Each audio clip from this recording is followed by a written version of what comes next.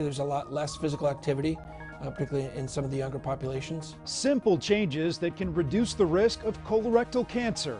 The Albert Einstein College of Medicine will be tuition-free. An historic donation gives some future doctors a financial boost. And the health benefits Londoners are getting from this freezing cold trend.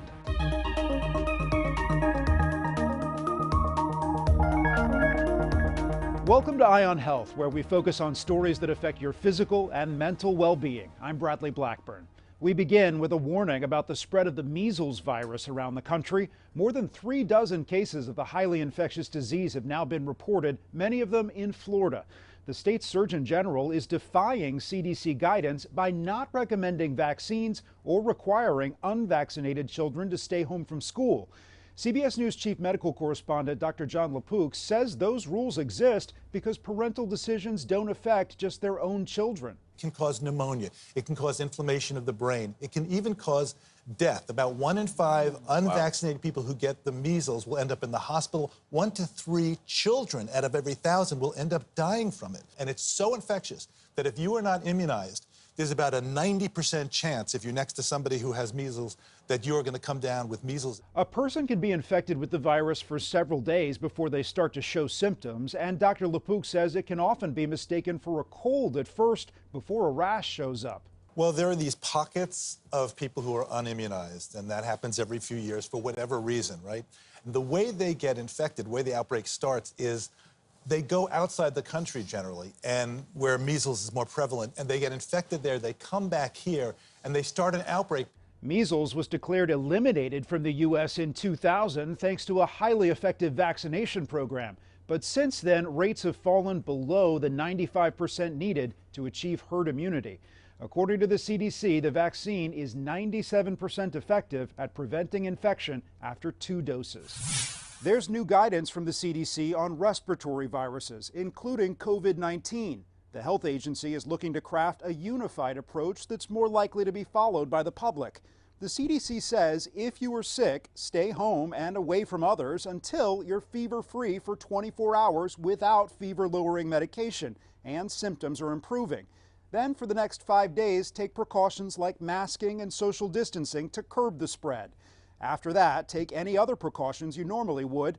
Health officials expect updated COVID and flu shots later this year and say companies are starting to test out a combined vaccine.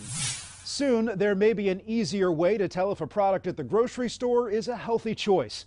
The Food and Drug Administration is preparing a new logo for companies to stamp on their packaging.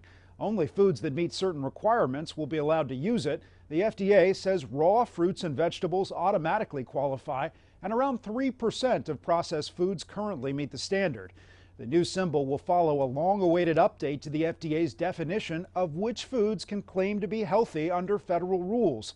That's expected sometime in April, and it's on top of another proposal the FDA has been working on that could require some nutrition facts to be printed on the front of food packaging. A controversial court decision in Alabama has injected doubt into what has become a common procedure.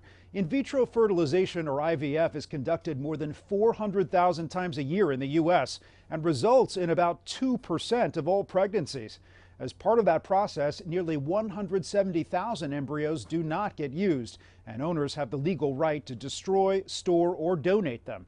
But now, after the Alabama Supreme Court ruled an embryo is a child and its destruction is considered a wrongful death in the state, there's been confusion and fear in the medical world, not to mention political fallout around the country. To learn more about the medical side of IVF, I spoke with Dr. Zev Williams, the Chief of Reproductive Endocrinology and Infertility at Columbia University Irving Medical Center. Dr. Williams, let's start with just some background. What is IVF and how does it work? So IVF stands for in vitro fertilization, and it's one of the great triumphs of modern medicine. The egg is actually removed from the woman using a surgical procedure, and the fertilization event, when the sperm and egg come together, that occurs in the IVF laboratory. Part of the reason that over the last several decades IVF has become so much safer and so much more successful is because of our ability to safely freeze and thaw embryos. That allows us to ensure that the pregnancy occurs in the safest possible way It also gives us the opportunity to preserve the woman's fertility for the future. So for example, she could have one child now and then have embryos frozen so she could have additional children in the future. If the woman is going through cancer treatment, that cancer treatment will often save her life, but could cost her fertility traditionally by destroying the eggs that are in her ovaries. With IVF, you can freeze those embryos so that the cancer won't rob her of her future fertility. And when she's triumphed over the cancer, you can safely transfer the embryo back into her uterus and she can have a pregnancy. And freezing complete healthy embryos can be more successful than freezing eggs and sperm separately. Right, freezing embryos is more successful than freezing eggs and sperm separately. It also gives us the ability to test those embryos to make sure that they're genetically healthy, that they're not carriers of some of the most devastating genetic conditions, and that they don't have extra missing chromosomes that, if implanted, would have resulted in a miscarriage. You work with these patients every day. Who is relying on this procedure? It's a broad spectrum of people who rely on this procedure. It's everything from couples who want to build a family and will make embryos when the woman is younger so that they have embryos not just for the next pregnancy but the one after that and potentially the one after that, God willing. It's also for patients who have diagnosis of some of the most severe and devastating genetic diseases, who want to do testing to ensure that their children will be healthy and not be affected by that genetic disease. We use it in cases of women who have the diagnosis of cancer, who want to freeze their embryos so that they have the opportunity to build a family in the future after surviving their cancer treatments. And it's also used in cases, and this is primarily with egg freezing, where a woman will want to preserve her opportunity to have children in the future. Dr. Zev Williams, thank you. Thank you, it was a pleasure. March is National Colorectal Cancer Awareness Month. New survey data shows younger Americans, especially Black and Hispanic people, aren't aware of some common risk factors for colorectal cancer. Michael George spoke with one man who was diagnosed at age 43 and is now advocating for others to get screened. Will Triplett is an Ohio restaurant owner and busy dad of two. In 2019, he began experiencing rectal bleeding and discomfort. It worsened, and months later he received some devastating news. It was stage 3 rectal cancer. Triplett was just 43, younger than the recommended age of 45 for a colonoscopy. Busy, active lifestyle. Didn't always have the best diet, especially in my younger adult years. A new national survey from the Ohio State University Comprehensive Cancer Center of 1,000 adults found while most people know family history is a risk factor for colorectal cancer, they lack awareness for other factors. Less than half know alcohol use is a risk factor. 2 in 5 don't know a lack of physical activity can play a part. And more than a third are unaware that obesity and a diet high in fat and processed foods are risk factors. Dr. Matthew Kalady, who treated Triplett, says the uptick in colorectal cancer among younger Americans is concerning. One of the things that we do think it's related to is probably consumption. People nowadays, unfortunately, based on our society, there's a lot less physical activity, particularly in some of the younger populations. Doctors emphasize colorectal cancer can be cured if it's caught early and prevented through regular screening. Triplett's kids will start getting colonoscopies at age 35. He's urging everyone of the recommended age to make that appointment. There's really no reason to worry. They're easy. Triplett adds it could potentially save your life. Michael George, CBS News. Medical students in New York City are celebrating a gift of staggering generosity, one that will take the financial burden off generations of aspiring doctors. Starting in August this year, the Albert Einstein College of Medicine will be tuition-free. The announcement from Ruth Gottesman sent the crowd into a frenzy.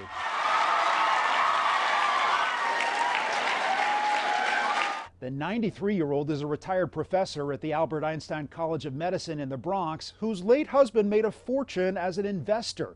Her $1 billion donation, one of the largest ever to an educational institution in this country, will cover the cost of tuition for every future student. For a minute, I was just staring blankly, like I was processing. But then I started to think about what it could mean for my family and taking care of my mom throughout medical school and being able to take care of her after I graduate. The retired professor hopes her gift will provide opportunities for students who might have thought medical school was out of reach because of the cost. Tuition at the school is about $60,000 a year. More young adults are being prescribed antidepressants to help deal with mental health issues. A new study in the journal Pediatrics found antidepressant use among 12 to 17-year-olds increased nearly 64% since the start of the pandemic. And it's twice as high for teen girls. The other shoe to drop. That's what I'm afraid of, is we wait too long too often. Dr. Sue Varma is a clinical assistant professor of psychiatry at NYU Langone Health.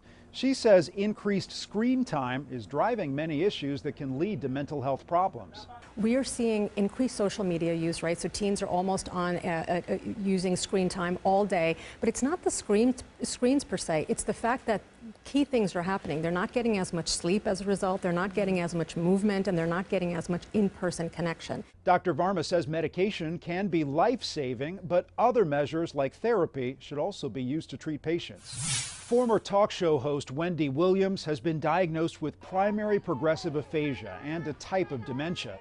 Representatives for Williams say the 59-year-old was diagnosed last year with the conditions that impact language, communication, behavior, and function. These dementias that present with loss of language or changes in personality are so puzzling because you just assume that must be some kind of a psychiatric illness, or maybe the patient had a stroke. Actor Bruce Willis is also facing the same conditions. Coming up, we'll introduce you to the student group narrowing the racial gap in medicine and the DEA's efforts to crack down on the fentanyl crisis.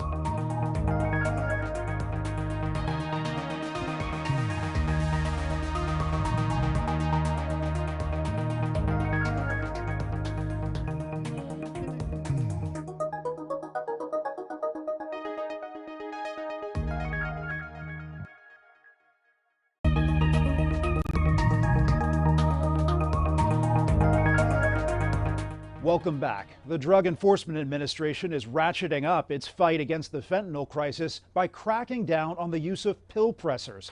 Those are machines that can churn out thousands of deadly pills an hour. The DEA is warning e-commerce sites to regulate those purchases under current law or face harsh penalties. eBay recently agreed to pay a whopping $59 million fine for not doing enough to comply. Nicole Skenga got an exclusive look at the DEA's new efforts. This is the latest front in the DEA's fight against fentanyl, a high-speed pill press machine. This one can produce approximately 100 pills per minute. The DEA's Scott Olton says this machine is capable of pumping out 6,000 illegal pills an hour. We see the entire gamut: pink, yellow, blue, purple. Hundreds of similar presses were seized by federal law enforcement last year. We seize these all over the U.S., whether it's the basement, a warehouse, a home, a garage, a hotel room. In a duplex turned drug lab in New York City, DEA says agents seized these presses along with 200,000 suspected fentanyl pills. In the last 6 months, we've seized pill presses in New York, in Massachusetts, in Mississippi, in Kentucky. It's an industrial machine. DEA Administrator Ann Milgram says many of the machines are purchased online. Today, the DEA is cracking down, telling the roughly 450 e-commerce sites to identify and report purchases as required under federal law. Who is buying these pill presses online? We have drug traffickers across the United States who are buying the pill presses. They have fentanyl, and they're using that fentanyl to make them into these fake pills. Drug dealers also buy fake designs mimicking real pills like oxycodone. How do criminals make counterfeit pills look real? So what they do is they buy specific dyes and punch kits that have the markings that mimic pharmaceutical preparations. Can I buy those online? Yes, you can. You can get it for approximately $40. A New York State intelligence bulletin obtained by CBS News assesses drug traffickers will likely increase domestic pill operations, driven by profits and the ability to maintain an undercover operation. It is the leading cause of death for 18 to 45-year-olds. Compounding an epidemic memorialized at DEA's headquarters. And just here you see a 4-year-old, and then here there's a 70-year-old. Yeah, that's James Cox. He is the oldest person on the faces of fentanyl wall right now, forever 70. Sparing no demographic in America. Nicole Skenga, CBS News, Arlington, Virginia. February 29th was Leap Day, a rare day that happens just once every 4 years. So it's fitting the 29th was also Rare Disease Day. The National Institutes of Health estimates there may be as many as 7,000 rare diseases, and up to 30 million Americans are living with a rare disease. Experts say we could be screening for more genetic conditions early in life. Dr. Malika Marshall has more. 8-year-old Kai was born with a gene mutation associated with a narrowing of the aorta. It was instant panic of, oh my God, is this going to affect his life? It's his heart. Oh my goodness, is he going to have, a normal life? The mutation was only picked up because his mother, Alyssa Carter, took part in the Baby-Seq project, which allows Kai's genome to be sequenced at birth. An echocardiogram confirmed supravalvular aortic stenosis. I'm a big fan of science and learning, never anticipating that we would actually find anything. Babies in the U.S. get mandated newborn screening for certain conditions, but a recent survey finds most rare disease doctors favor screening with genomic technology. There are over 700 genetic conditions that are treatable today and that you can really only detect with genetic testing, with actually looking at the DNA code itself. Dr. Robert Green leads the Baby-Seq project at Mass General Brigham. Over 10% of these apparently healthy babies had unanticipated and actionable genomic findings. Think about that, 10%. It doesn't mean they're all going to get the disease, but it means that 10% of them were at risk for a genetic condition that you can do something about. Kai has been closely followed. The narrowing of his aorta has since normalized. Hindsight's 2020. When something bad happened and you didn't catch it, it's kind of the other way around. I kind of feel like we got lucky that we did have this information. We're even more lucky that ended up hopefully continuing to be not impactful in his life. And to be able to make informed decisions. Dr. Malika Marshall, CBS News, Boston. Many studies have documented the inequities that Black patients face in the medical system, and a diverse health workforce can help fight the problem. But the Association of American Medical Colleges says just 5.7% of physicians identify as Black or African American, while 63% identify as white. Stephanie Stahl has more on an effort in Philadelphia to encourage more Black students to become doctors.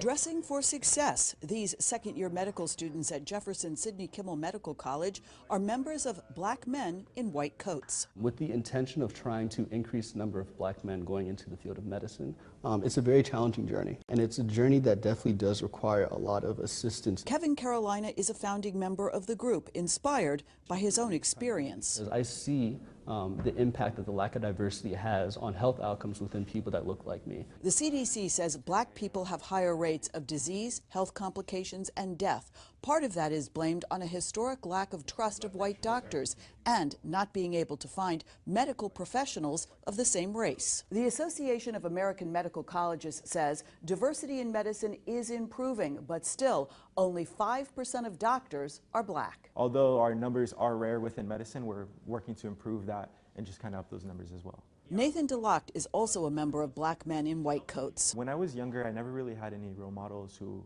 looked like me. Here training in a simulation lab. Checking his airway, make sure everything's clear. These future Black doctors are supporting each other and hope to inspire more to be like them. We're hoping to kind of enact change like within the school itself, bringing more Black students to the school as well, but then also creating some change within the community. They go to underserved communities with things like screening checks. The group is also working to improve access to better health care for Black neighbors. Ultimately, we want to uplift Black voices. Stephanie Stahl, CBS News, Philadelphia. After the break, a medical device the size of a grain of rice used to save this baby's life, and how innovation in women's health care is coming with help from companies led by women.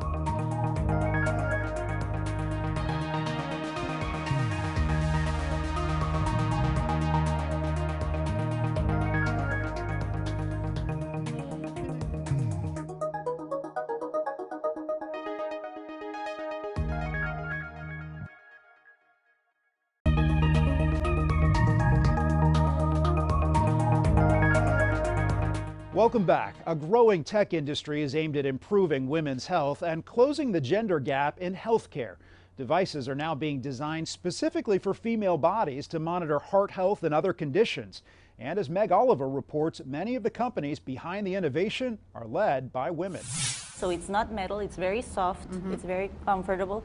Alicia Chong Rodriguez is the co-founder of the Bloomer Bra, an undergarment with a secret weapon, sensors that track health information to detect and fight heart disease in women. What kind of data are you collecting and how does that help the doctor? So we collect data to detect arrhythmia triggers. We also collect breathing patterns, temperature, posture, and movement. These symptoms might get dismissed or unrecognized. The data is sent to a cell phone app and allows the woman to share it with her doctor. Chong Rodriguez's company, Bloomer Tech, is hoping to get FDA approval for the bra as a medical device. So most of the data we've always collected has been predominantly male, but we actually needed data from women to build better tools to early detect and treat patients with heart disease. More than 60 million women in the United States are living with some form of heart disease. But a study by the American Heart Association shows women are not getting the same level of care as men. You put it on here, it's super simple. That trend is inspiring more female entrepreneurs to develop technology specifically for women. So it has all of your heart risk factors. Like Mayan Cohen, the CEO of Hello Heart, who designed a monitor to track everything from blood pressure and cholesterol to weight and activity. The data is sent in real time to an app which is available through employer health plans. We have AI-based digital coaching that help you improve your health in real time, and we also have Risk Alert that help you catch risk in time. For these women, the mission is personal. My grandma, we lost her to a heart attack when I was only 13 years old. We need better tools, and now we can do something about it. Taking care of women's hearts to help them beat the odds. Meg Oliver, CBS News, New York. Late last year, doctors in Shanghai, China performed surgery on a premature baby weighing just over 2 pounds. That's the lowest weight ever reported for a successful surgery. The boy was born at just 31 weeks, suffering from a birth defect where the esophagus was not fully developed. It meant he couldn't get milk into his stomach. Doctors used a thoracoscope the size of a grain of rice to fix the issue. Months later, the hospital now says the baby is recovering well and is up to about 7 pounds. Backyard bathing is making a comeback overseas as health-conscious folks dip their toes into a new trend. Experts say there are a lot of benefits if you're brave enough. Ian Lee dives in from London. The shivering sensation can take more than your breath away. That was enough hot. But dipping into a cool pool, these backyard bathers say, delivers a feel-good frozen feeling. No, it's good, it's refreshing, isn't it? Experts claim the health benefits on this pathway to pain start by steaming with strangers at 185 degrees. It is actually doing amazing things in terms of reducing inflammation and promoting circulation in the body. But it's the plunge into freezing 35-degree water that leaves sauna goers smiling. Endorphins flowing through the body, so that's why people will talk about feeling quite high after the sauna and the cold plunge. The shock to the system is electrifying London. I feel great. I feel alive. Yeah. With community sauna baths bubbling up amid the city's concrete rat race, offering a place to disconnect. This is the one place where I'm not reaching for my phone. I'm in the sauna, I'm not even thinking about it. It relaxes me more. I think because you have to slow down your mind and your body. And experts say the more you go, the more you soak up the benefits. Having that once a week ritual can just be a really amazing reset. Letting off some steam in a cool new community. Ian Lee, CBS News, London. Eye-opening, and that's this week's Eye on Health. I'm Bradley Blackburn. Thanks for joining us, and be well.